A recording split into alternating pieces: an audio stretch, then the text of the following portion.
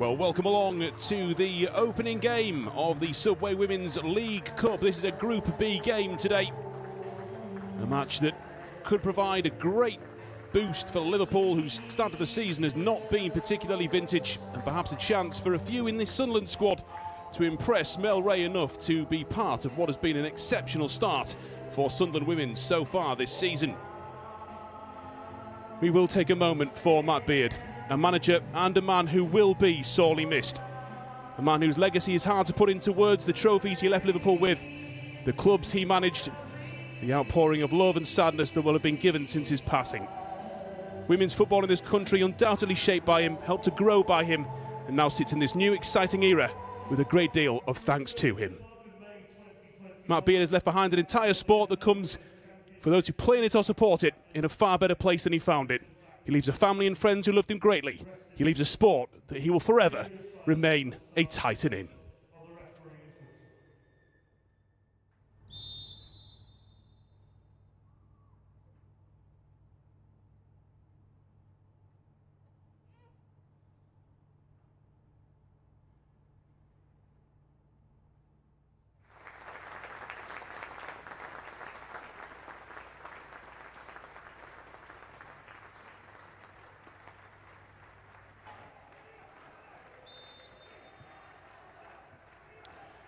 Off and racing we go. This opening Group B game.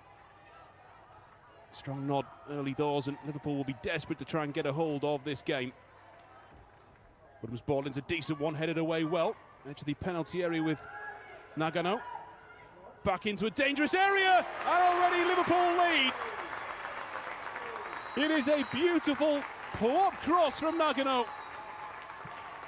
And Liverpool, after less than 7 minutes, have the lead at the St Helens Stadium.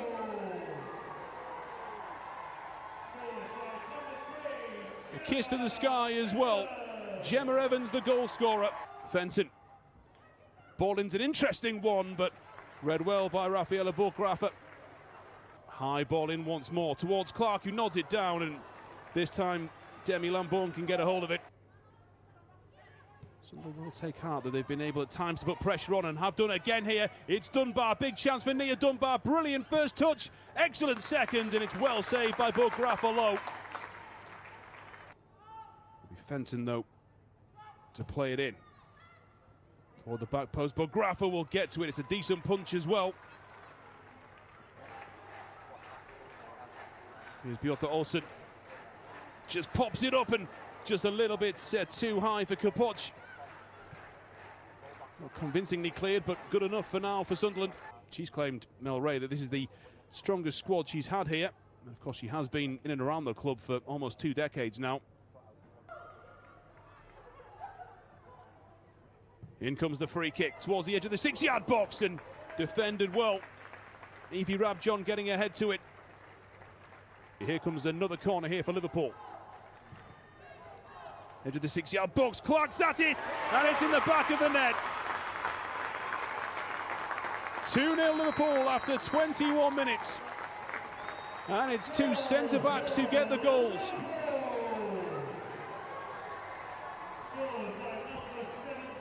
It was a pretty simple header. Kerr, now here's move from this right-hand side, and plenty of Liverpool players in the centre. Dealt with first time. Little drop of the shoulder, still going here, Kiernan. Kapoc. Kapoc's ball in across is low, but it's going to drift away. That is exactly as you'd expect it to be. 76% so far for Liverpool, who come forward once again here. It's a dangerous ball, it's a good save, Lambourne, and it's another good stop as well after that. It may well have been some very, very decent defending to deny Kapoc again. Forward it comes again, that's a very dangerous ball, but Lambourne has timed it well. Will collect it, and it wouldn't have mattered anyway.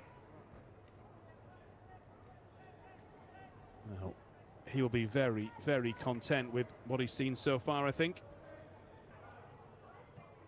Nice ball around the corner. And again, it's a lovely through ball. Huge chance, Bjorta Olsen, the touch is heavy. Lambourne actually did very, very well. Another lovely ball through. And now again a chance for Liverpool with a couple of red shirts coming forward towards the edge of the area. Nagano was unable to finish it, and instead it is tapped home. A lovely looping finish from Rita Shimizu. She'll be delighted. She had a horrible year last year, picked up a terrible injury in the Olympics, was able to loop the ball over Demi Lambourne and give Liverpool a 3-goal and comprehensive lead going into the second half. There's been a few moments of joy for Sunderland. Nia Dunbar in particular has looked dangerous, but Liverpool are well on their way in this opening game of Group B in the Subway Women's League Cup. 34 in silver, and replacing number 8 for Nagano was number 50, Sophie Luca. Sunderland just dealing with it here. Not actually dealing with it. Mia Enderby's done really well. Played back across. Oh, it's a bit of a spill from Lampard, and it's found its way through. And how about that? Tapped home. It was messy from Sunderland. It will have been frustrating for Sunderland as well.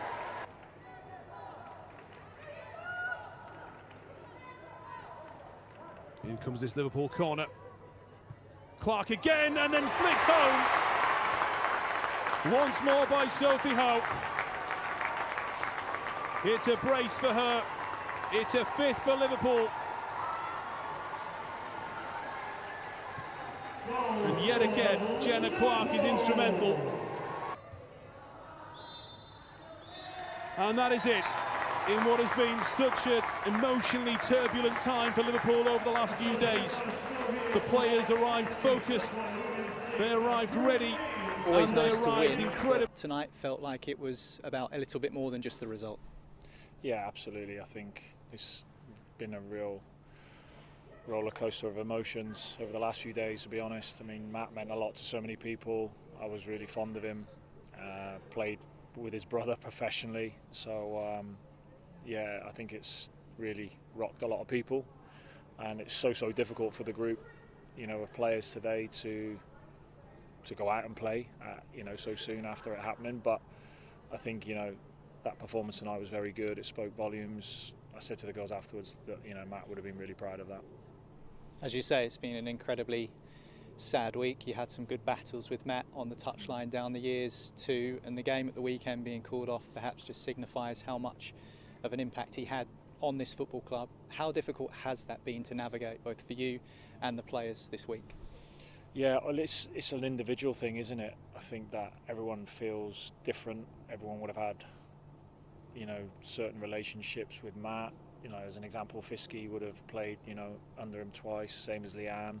So it's probably going to affect those guys a little bit more. The more you know someone, the better you know someone, the harder it feels when you lose them. So yeah, it's been tough. I'm not going to lie. It's but I think we've been open. We've been honest with each other. We've been open to allowing grief because it can affect you in different ways. And I've just felt an immense feeling of pride throughout this period. I just think that this club is so special. I was at the men's first team game last night for the minute silence, which was impeccable. And yeah, it puts things in perspective for sure. But it also makes you feel really humbled by the supporters that we have, the support of the club, and just the way the girls have reacted has been incredible. And yeah, like I say, I'm really proud of them. The club is really proud of everyone here. We all try and look after each other, support each other really, really well, and that's something that Liverpool does to high levels. How are you feeling, and how proud are you of the performance this evening? Yeah, massively proud of the team. Obviously, it has been a really tough few days, but as you say, we're happy with the win and happy we could get the job done. Just how difficult has it been this week after the weekend's game that was called off, and obviously the tragic news about Matt Beard, who meant so much to so many people at this football club? Yeah, it's obviously been a massive shock to all of us, and yeah, as you say, been really, really emotional. So we've stuck together as a group, and it's not going to be easy going forward. But I think to get this game done and do it with such a confident performance, I think has helped us as a team. And how proud does that make you as captain tonight to be able to lead the team to such a big victory, a victory that you've contributed to in and amongst all of those circumstances? Yeah, it's obviously a nice moment for me personally to be captain of the team, but honestly the group that we have, not just the players, the staff as well, everyone, it's such a great group to be a part of, and I think especially, you know, given the circumstances, it's, yeah, as I say, it's just, yeah, really emotional for us all, but yeah, we're proud of the performance tonight. Mel, thanks for speaking to us. No doubting the effort your players put in tonight, but you've run into a very hungry Liverpool side this evening. Yeah, absolutely. I think it was always going to be a tough game, and that's exactly what it was. We've obviously made a lot of changes to our starting 11 as well, with the 3-game week that we're in. But yeah, we're disappointed that it wasn't more competitive, especially in the first half, and probably more so disappointed with the 3 set pieces that we give away, because we pride ourselves on our defensive set pieces. What are some of the things that you'll be hoping to work on heading into another big game at the weekend against Southampton? You've pinpointed set pieces there. Would it be that in particular? Yeah, I think we've got to take little bits out of the game and reflect, so that there's a clear message going into the next fixture. Our principles shouldn't change regardless of a cup competition to a league competition. I thought in general we defended the box quite well. When you think of where the goals have come from, they've only scored 2 goals in open play, so you know there's lots of positives to take from it as well. We can't just think of the negatives.